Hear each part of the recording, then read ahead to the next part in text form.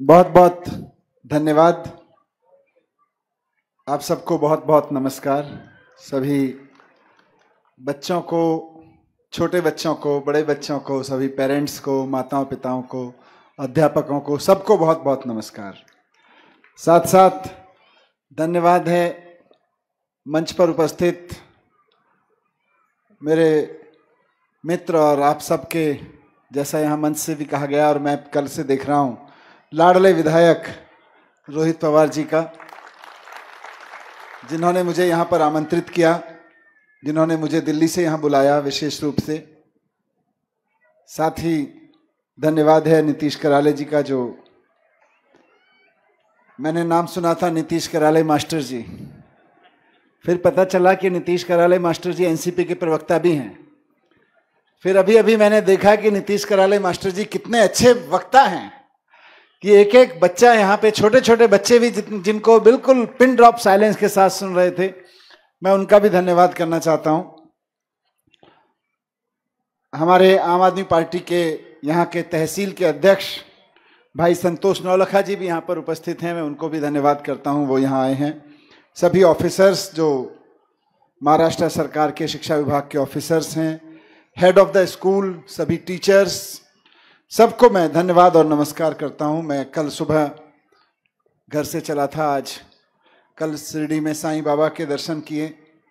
आज सुबह सुबह मुझे सौभाग्य मिला गोदर जी महाराज, संत गोदर जी महाराज जी की समाधि पर नमन करने का। मैंने सुना था जिन संतों के बारे में, उनमें से एक संत और महान लोग दोनों की मैं बात करूंगा। एक का नाम मैंने हमेशा अपने जीवन में सुना, पुण्य श्लोक अहिल्याबाई जी, उनकी जन्मस्थली पे जाने का सौभाग्य मुझको मिला। ये सब मेरे लिए उपलब्धि है, क्योंकि कोई व्यक्ति संतों की भूमि पर चला जाए, संतों उस जगह पे जाके खड़ा हो जाए जहां संत लोग, महान लोग पैदा हुए, उन्होंने काम किया, तो ये अपने आप में एक जीवन काल की उपलब्धि मानता हूं मैं, हर व्यक्ति के लिए। आप भी बहुत जगह संतों की भूमि पे जाते होंगे, तीर्थ स्थलों पे जाते होंगे। ये दूसरों के लिए नहीं है, ये कोई भगवान से डील नहीं है, ये अपने आप में खुशी का माहौल अंदर से होता है कि मैं एक ऐसी महान भूमि पे हूं जहां अहिल्याबाई पुण्य श्लोक जैसी बेटी को जन्म दिया गया, जिसकी मिट्टी में खेल के वो बड़ी हुई। तो आप अंदर से खुश महसूस करते हैं। मैं आज बहुत खुश महसूस कर रहा हूं, और उस समय भी सबसे ज्यादा खुश महसूस कर रहा हूं कि मुझे दिल्ली से एक स्कूल के उद्घाटन के लिए, एक शिलान्यास के लिए, भूमि पूजन के लिए बुलाया गया। ये अपने आप में एक बहुत बड़ी घटना है। आज के दिन यहां पत्रकार महोदय बैठे हैं, आप समझेंगे इस चीज को, जो लोग राजनीति को समझते हैं, सामाजिक जीवन को समझते हैं, वो समझेंगे इस चीज को, और बच्चे जब बड़े हो जाएंगे थोड़ा और अच्छे से समझेंगे इस चीज को जो मैं कह रहा हूं। याद रखिएगा लेकिन बच्चों, कि भारत के राजनीति में, मेरे याद में, मैं भी पत्रकार रहा हूं, भारत की राजनीति में मेरी याद में ऐसी घटना नहीं घटी जैसी आज यहां पर घट रही है वानखेड़ में। क्यों? क्योंकि एक पार्टी के नेता को दूसरी पार्टी के नेता ने स्कूल उद्घाटन के लिए बुलाया है। नहीं, आपने सुना कभी ऐसी घटना घटी? एक पार्टी का नेता बड़े पैसे वाला हो जाए, दूसरी पार्टी का नेता भी बड़े पैसे वाला हो जाए, तो दोनों अपने बच्चों के संबंध जोड़ देते हैं। उनकी शादियों में गए होंगे आप, है ना? दो पार्टी के अलग अलग नेता होंगे, एमएलए अलग से, और बैक रूम में, ऊपर तो कहेंगे जी हम बड़े ईमानदार हैं, पीछे पीछे पैसा कमा के दोनों पार्टी के नेता, अलग अलग पार्टियों के नेता, कोई बड़ा रिजॉर्ट खोलेंगे, कोई बड़ी फैक्ट्री डालेंगे, कोई बड़ा टूरिस्ट सेंटर बनाएंगे, उसके उद्घाटन में गए होंगे आप। लेकिन एक पार्टी के नेता ने स्कूल बनाया, दूसरी पार्टी के नेता को दिल्ली से बुलाया, आइए मिलकर उद्घाटन करते हैं। यह सुखद घटना आज देश में पहली बार मैं घटते हुए देख रहा हूं। इसीलिए मैं कहूंगा कि यह नए भारत की राजनीति है, यह भविष्य के भारत की राजनीति है। कौन सा भारत? वो नहीं जिसको कोई, मैं पूछ रहा हूं कौन सा भारत, तो वो भारत नहीं जिसको हमारे प्रधानमंत्री नरेंद्र मोदी जी रोज कहते हैं मैं $1 ट्रिलियन बना दूंगा, मैं $1 मिलियन इकोनॉमी बना दूंगा। मेरे को तो पता ही नहीं कितने जीरो लगते हैं। मेरे को तो इतना पता है कि मेरे स्कूलों में बच्चे कितने पढ़ते हैं। ट्रिलियन डॉलर की इकोनॉमी में जिनको जीरो पता होते हैं उनको ये नहीं पता होता उनके स्कूल में बच्चे कितने पढ़ते हैं। वो भारत की विकसित की बात नहीं कर रहा, वो तो जुमलों का भारत है। कौन सा विकसित भारत विकसित बनाना है? ये भारत विकसित बनाना है जो अभी आपके पीछे बैठा हुआ है। ये भारत विकसित बनाना है जो वहां टीचर्स के साथ बैठा हुआ है। ये भारत है भविष्य का भारत। ये बच्चे जो आपके साथ स्टेज पे बैठे हुए हैं, जिनके लिए आपने ये स्कूल बनाया है, अभी कितनी उम्र के होंगे साहब? क्या एज होगी इनकी? 8 साल 9 साल। 2047 में जब 100 साल का भारत होगा, ये होंगे हमारे 20 साल के बच्चे, 20-25 साल के लड़के लड़कियां। इनको ये क्या कर रहे होंगे? सवाल ये नहीं है कि अखबारों में छप रहा होगा कि ट्रिलियन डॉलर इकोनॉमी बन गई कि बिलियन डॉलर इकोनॉमी बन गई। मेरे सामने ये सवाल ही नहीं है। और मुझे लगता है कोई आदमी ट्रिलियन डॉलर और बिलियन डॉलर की बात करता रहे और शिक्षा की बात ना करे तो मान के चलिए आपको बेवकूफ बना रहा है। ये बच्चे बैठे हैं ना, ये बच्चे बैठे हैं ना, अभी 10, 15, 20 साल, 18 साल, 16 साल के बच्चे बैठे हैं। आज से 10 साल बाद ये क्या कर रहे होंगे? भारत वो होगा, भारत वो होगा जो आज से 20 साल बाद हमारे ये बच्चे क्या कर रहे होंगे। अगर इन बच्चों को आज हम एक अच्छा स्कूल पढ़ने के लिए नहीं दे सकते, अगर हम इन बच्चों की पढ़ाई की अच्छी व्यवस्था नहीं कर सकते, तो हम वोट मांगने के लिए केवल झूठ और जुमलों का इस्तेमाल करेंगे अगर हम ये कह रहे हैं कि हम भारत भविष्य का भारत बना रहे हैं। तो इसलिए मैंने कहा कि भविष्य के भारत को बनाने की सबसे बड़ी घटना आज मुझको घटती हुई दिख रही है। इसलिए नहीं कि मैं यहां आया हूं, बल्कि इसलिए कि जो देश के इतिहास में कभी नहीं हुआ होगा कि एक पार्टी का नेता दूसरी पार्टी के नेता को बुला के कहता है हमने एक सरकारी स्कूल बनाया, आइए भाई मिलकर दोनों उद्घाटन कर लेते हैं उसका। यह घटना कभी नहीं देखी। ये आज घटना घट रही है और मैं इसको लेके बड़ा रोमांचित हूं। इस बात को लेके मैं जब दिल्ली का मुख्यमंत्री उप मुख्यमंत्री बना, अरविंद केजरीवाल जी वहां पे मुख्यमंत्री बने, तो मैं स्कूलों में जाता था। रोहित भाई, आपने जिक्र किया कि ऐसा, मैं बता रहा हूं आपको मैं वीडियो दूंगा कभी, इससे 100 गुना खराब स्कूल होते थे दिल्ली के। ये तो अच्छा दिख रहा है फिर भी बाहर से, कम बाहर डेंटिंग पेंटिंग तो दिख रही है थोड़ी सी। दीवारें रोती हुई, अंदर कमरे में घुसो तो छतें टपकती हुई, टूटी हुई, वहां पर जाले लगे हुए हैं मकड़ी के चारों तरफ, नीचे गंध मचा हुआ है, खिड़कियां टूटी हुई, बच्चे रोती धोती सी कोई ड्रेस पहने हुए हैं, यूनिफॉर्म का पैसा सब करप्शन में जाता था। बच्चे नीचे फर्श पे, धूल भरे हुए फर्श पे कोई एक टूटा सा दरी बिछा के बैठे हुए हैं, टीचर है ही नहीं। क्या कर रहे हैं बच्चे? पढ़ाई कर रहे हैं। क्या हो रहा था वहां पे? भविष्य के भारत का निर्माण हो रहा था। रो देता था मैं देख के कि अगर ऐसे स्कूलों में मेरे भविष्य के भारत का निर्माण हो रहा है तो भारत का भविष्य बहुत खराब है। मैंने फिर अरविंद जी से पूछा, मुख्यमंत्री जी से, सर क्या करना है? मैं वित्त मंत्री भी था और शिक्षा मंत्री भी। तो आज के संदर्भ में मैं महत्वपूर्ण यह चीज कहना चाहता हूं कि जब मैंने वित्त मंत्री के रूप में मुख्यमंत्री जी से पूछा कि सर क्या करना है बजट में, पहला बजट में बना रहा था, तो मुख्यमंत्री जी ने मुझको एक बात कही, और जो अभी यहां पर रोहित भाई बोल रहे थे कि जमीन बेचो, जो हमारे संतों ने कहा, तो जमीन बेचो तो पहले ये देखना कि बच्चों को पढ़ा रहे हो कि नहीं पढ़ा रहे हो। शायद ऐसी ही किसी बात से प्रेरित होके मुख्यमंत्री अरविंद केजरीवाल जी ने मुझसे कहा कि मनीष, अगर पैसा कम हो, अगर पैसा ज्यादा ना दिख रहा हो और आपको स्कूल बनाने में और पुल बनाने में कोई चुनाव करना हो, अगर पैसा कम हो और आपको स्कूल बनाने में और पुल बनाने में, पुल मतलब ब्रिज, पुल बनाने में कोई चयन करना हो, तो पहले स्कूल बनवा देना, हमारे बच्चे पढ़ लिख जाएंगे, पुल तो अपने आप बना लेंगे। इस मंत्र पे हमने वहां काम करना शुरू किया और 5 साल के अंदर अंदर दिल्ली के लगभग सारे स्कूलों की बिल्डिंग ठीक कराई, टीचर्स की ट्रेनिंग कराई। और टीचर्स की ट्रेनिंग केवल ऐसा नहीं है कि 2-2 दिन के सेमिनार करा दिए जो यहाँ पे टीचर्स के जनरली होते हैं। मैंने IIM में पढ़ने भेजा, सिंगापुर पढ़ने भेजा टीचर्स को, फिनलैंड भेजा, अमेरिका भेजा, कैम्ब्रिज में, लंदन में, ब्रिटेन में भेजा, ऑक्सफोर्ड में भेजा, सारे दुनिया में जहां भी अच्छी एजुकेशन मिलती है वहां पे टीचर्स को ट्रेनिंग के लिए भेजा 10-10 दिन की। तो उससे एक माहौल बना, अच्छे स्कूल मिले, अच्छी बिल्डिंग मिली, साफ सुथरा वातावरण मिला। ऐसा था, मैं जब स्कूलों में गया तो मुझे वहां टीचर्स पूछते थे 2015 में, सर हम 8 घंटे के लिए आते हैं, हमें यह बताइए कि हम वॉशरूम कहां जाएं। कोई वॉशरूम नहीं होता था। लड़कियां आती थी स्कूल में, यहां तो फिर भी थोड़ा जगह होती है, थोड़ा आसपास के घरों में चले जाओ, सामाजिकता माहौल है। दिल्ली में तो ऐसा होता नहीं था।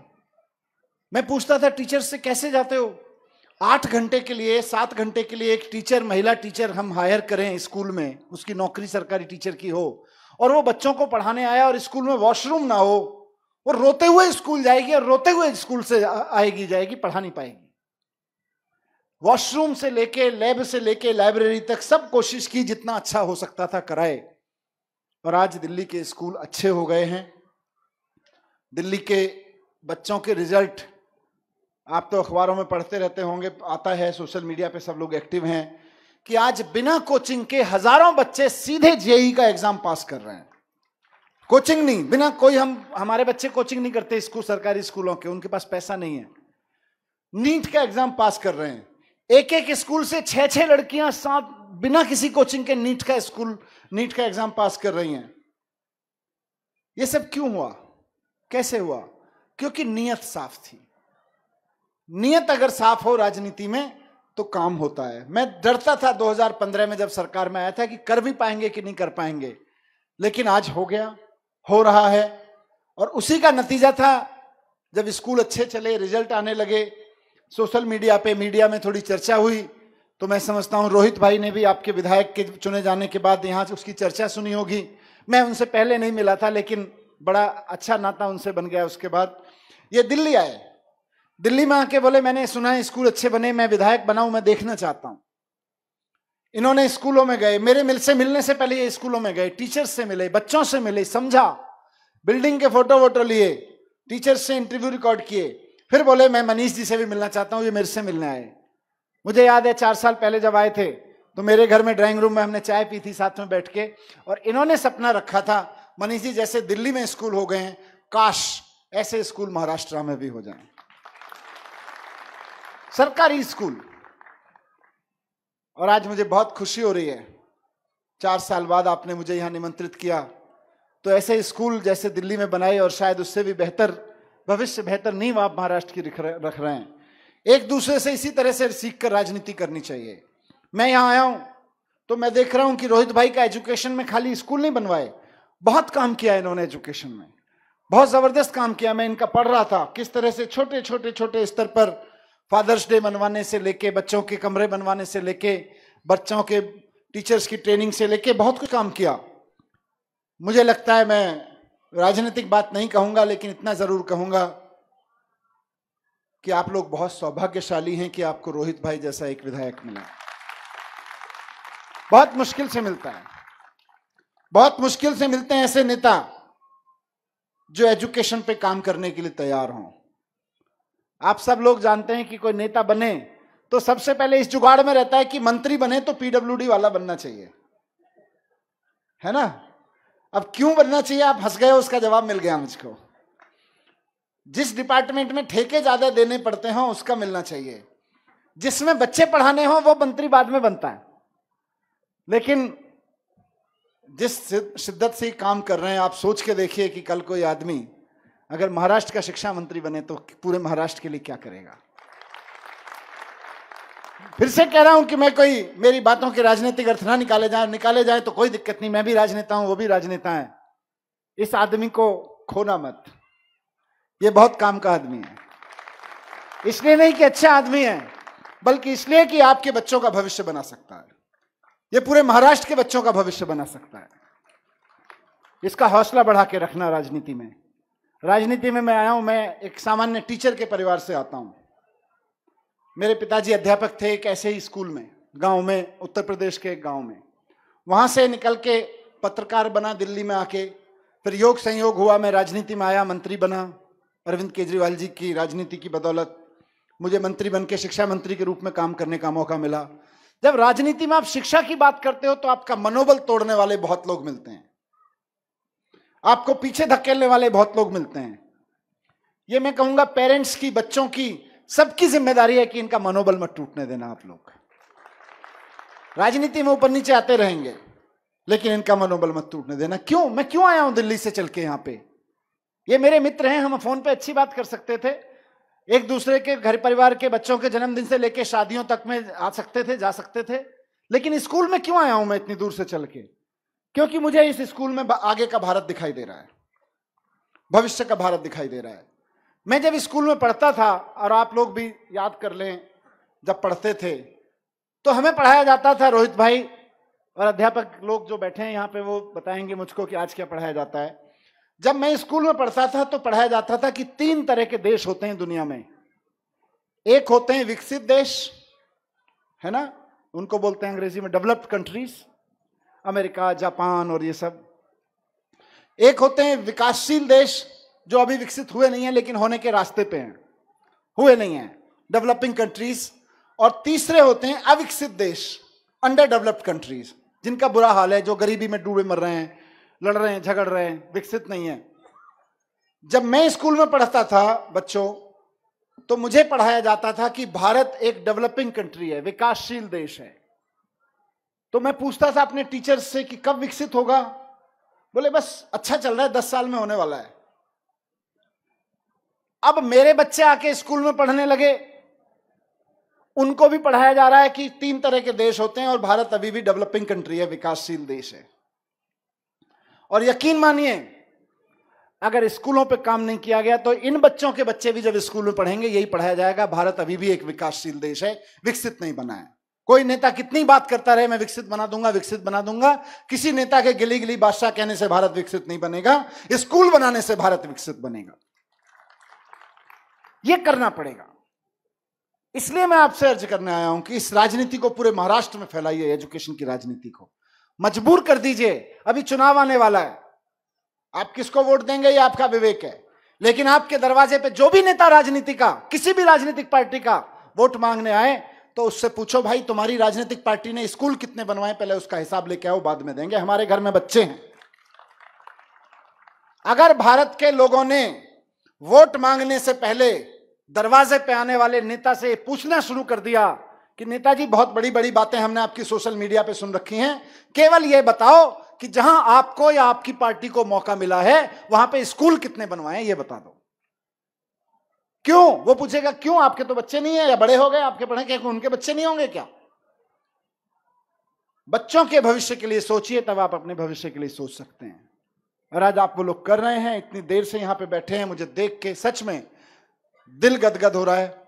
सुनहरा भविष्य मुझको भारत का दिख रहा है। मैं जब ये चीजें सोचता था कि बचपन में मैंने पढ़ा भारत विकासशील देश है, मेरे बच्चे ने पढ़ा भारत विकासशील देश है, और उसके बच्चे भी शायद यही पढ़ें कि भारत अभी विकसित देश नहीं हुआ है, तो मुझे लगता था कैसे होगा, मैं चिंतित होता था।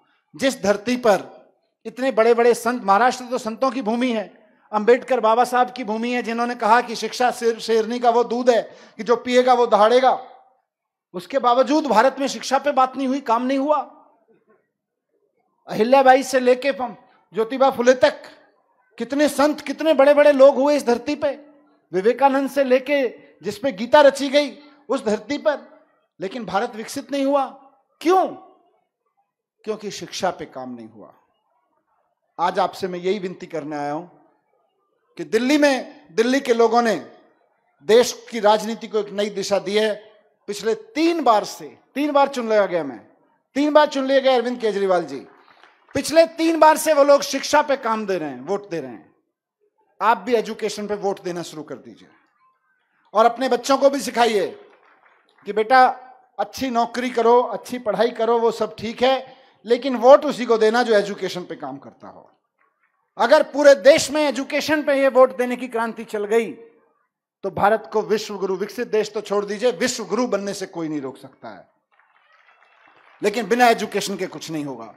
मैं आपको बहुत बहुत बधाई देता हूं, आप महाराष्ट्र के इस इलाके में, क्षेत्र में इस क्रांति को आगे बढ़ा रहे हैं। दिल्ली में हम बढ़ा रहे हैं, देश के अन्य कोनों में और लोग बढ़ा रहे हैं, सब मिलकर देश को आगे बढ़ाएंगे। शिक्षित होगा तो आगे बढ़ेगा, विकसित होगा। बस आखिर में मैं टीचर्स को रिक्वेस्ट करना चाहता हूं, जो यहाँ के प्रिंसिपल साहब और टीचर्स हैं, थोड़ा सा दिल्ली के अनुभव के आधार पर, कि साहब खाली अच्छी स्कूल बिल्डिंग बना देने से पढ़ाई नहीं होती है। अच्छी स्कूल बिल्डिंग उसका आधार है। नेताओं का काम केवल इतना हो सकता है, वो मैं हूं या रोहित भाई हों या और किसी को, आप कल दूसरे देश में कहीं कहीं और लोग हैं, देखें, नेताओं का काम केवल इतना अच्छा हो सकता है कि आपको बढ़िया सुविधाएं दे दें। सरकार का काम केवल इतना हो सकता है कि बढ़िया सुविधा दे दे, लेकिन पढ़ाने का काम तो टीचर्स ही कर सकते हैं, ना मेरे जैसे नेता कर सकते और ना जुमलेबाज नेता कर सकते। पढ़ाने का काम तो टीचर्स ही कर सकते हैं। तो आप इनको पढ़ाइएगा, इस अच्छी बिल्डिंग में बैठ के अच्छे से पढ़ाइएगा, इनका भविष्य संवारिएगा।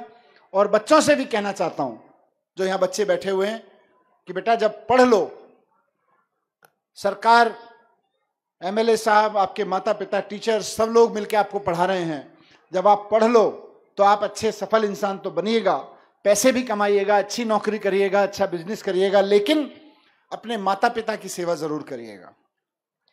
अपने ये मत सोचिएगा कि अब माता पिता की सेवा कैसे करें, मुझे तो मेहनत करनी पड़ रही है कंपनी में।